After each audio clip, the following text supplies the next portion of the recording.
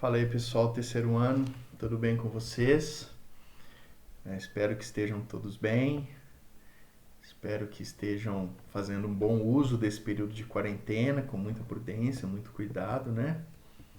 E que vocês não deixem a peteca cair, né? Estamos no terceiro ano, estamos encerrando um ciclo importante na vida de vocês, um ciclo importante de estudo, de formação, de construção de identidade. E a gente, mesmo neste período aí de quarentena, a gente não pode abrir mão de dar sequência aos nossos estudos. Nós vamos ter essa primeira aula online aí, por videoaula, nesse período e, portanto, né, começando aí, aos pouquinhos também vou me acostumando com esse novo modelo. E eu imagino também vocês também vão se acostumando a ouvir as aulas por vídeos, né? E aos pouquinhos a gente vai se tornando essa plataforma algo mais natural possível. Mas, assim, a título de a gente começar a conversar, né, e estabelecer alguns padrões de funcionamento para a dinâmica, essa nova dinâmica nossa de estudo, eu quero explicar para vocês o seguinte. Bom, para cada aula da semana que nós teríamos presencialmente, essas aulas vão ser substituídas por vídeos, vídeos de em torno de 10 minutos, em que eu vou explicar expositivamente para vocês a matéria. E além da minha explicação, nesse vídeo de 10 minutos, eu vou disponibilizar para vocês um texto em Word, e este texto ele deve ser registrado, tá? Deve ser escrito no caderno, copiado no caderno, para que vocês também, na medida que as aulas forem sendo dadas, vocês tenham o registro no caderno e não deixem nada defasado, tá bom? Além disso, para casas, né, que eu vou disponibilizar para vocês, e na medida que a nossa agenda, o nosso cronograma for se cumprindo, eu pretendo também disponibilizar os trabalhos, né, como que vai funcionar. Lembrando que o caderno é fonte de avaliação nossa. Então, tenha o caderno em dia no período que nós nos encontrarmos, espero que seja em breve.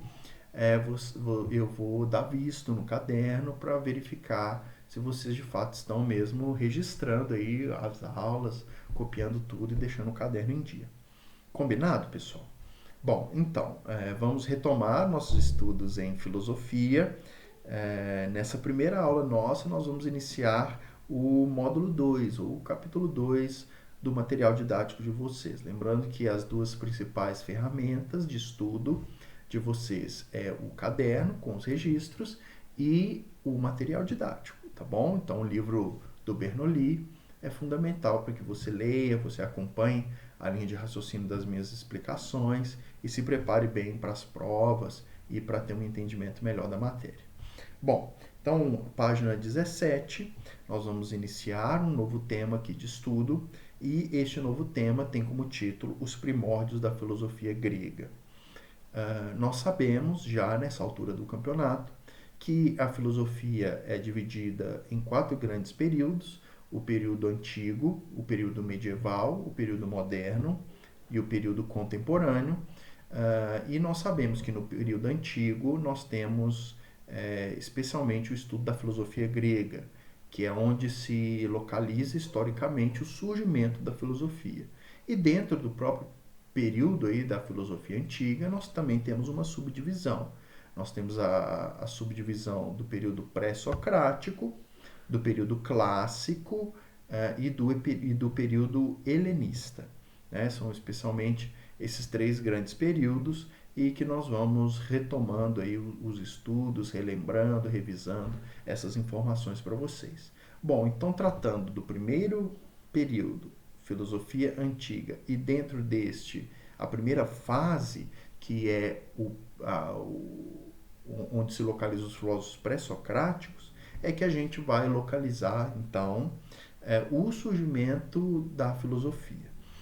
Nós sabemos que a filosofia ela surge por vários contextos econômicos, históricos, políticos, que favoreceram essa região, né, a região da Grécia, da Macedônia, a desenvolver pensadores da Ásia Menor também, né? Posteriormente veio ser chamada de Ásia Menor, mas aquela região ali que está em torno da bacia do Mar Egeu, né, é o nome que se dá a uma bacia importante do Mar Mediterrâneo.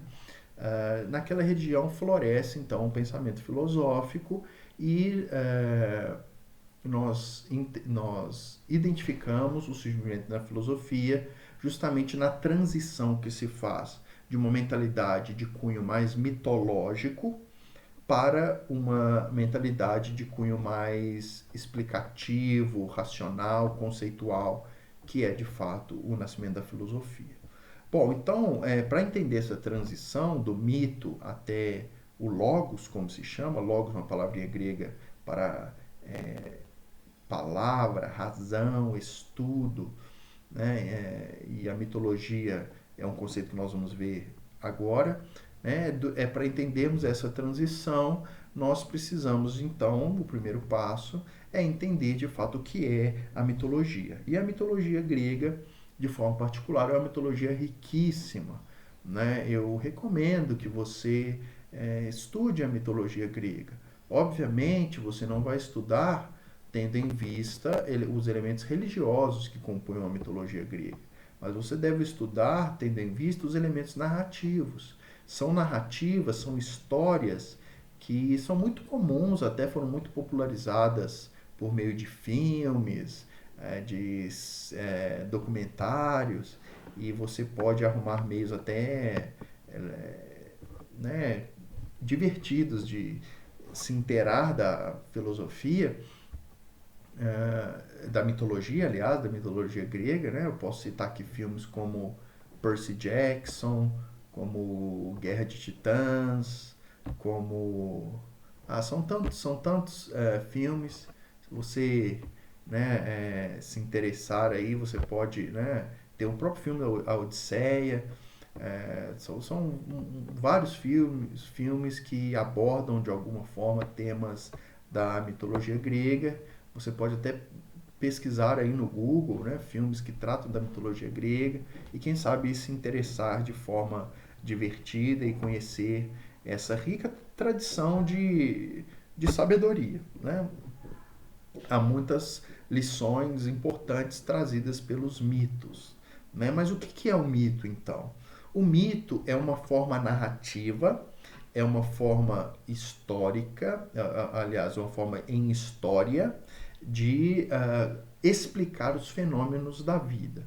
Então, os fenômenos da natureza, os dilemas da existência humana, o movimento do mundo, como que funciona a trajetória da vida humana, desde o seu nascimento até a sua morte, o que ocorre após a morte, por que nós temos vida, como que funciona o cultivo, como que funciona a virtude, ou como se organizam é, como se organizam as mudanças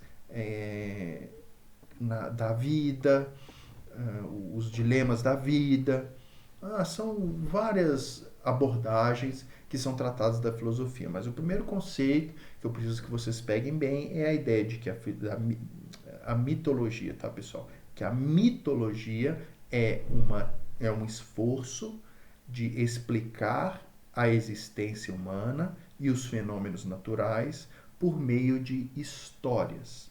E normalmente essas histórias envolviam entes sobrenaturais, divindades, e essas divindades então eram responsáveis por justificar e explicar a vida humana. Tá bom?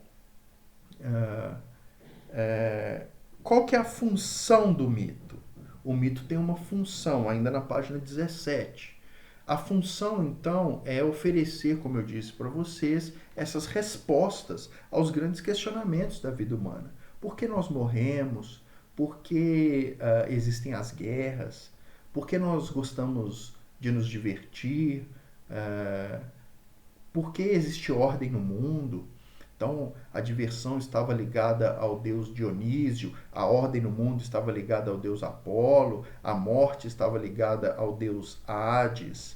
É, são tantas histórias aí que podem ser pesquisadas por vocês. Obviamente, nós não temos tempo de tratar tudo isso, apesar de ser um tema que me interessa bastante, mas o importante é nós entendermos que a filosofia surge num contexto em que a mitologia era o grande motor de explicação para a vida humana, tá bom? Então, na próxima aula, a gente vai de fato explicar como que a partir desse contexto da mitologia você tem a transição para a filosofia e aí então de fato o surgimento da filosofia na Grécia Antiga. Beleza, pessoal? Foi muito bom falar com vocês, mesmo à distância, por meio de videoaulas.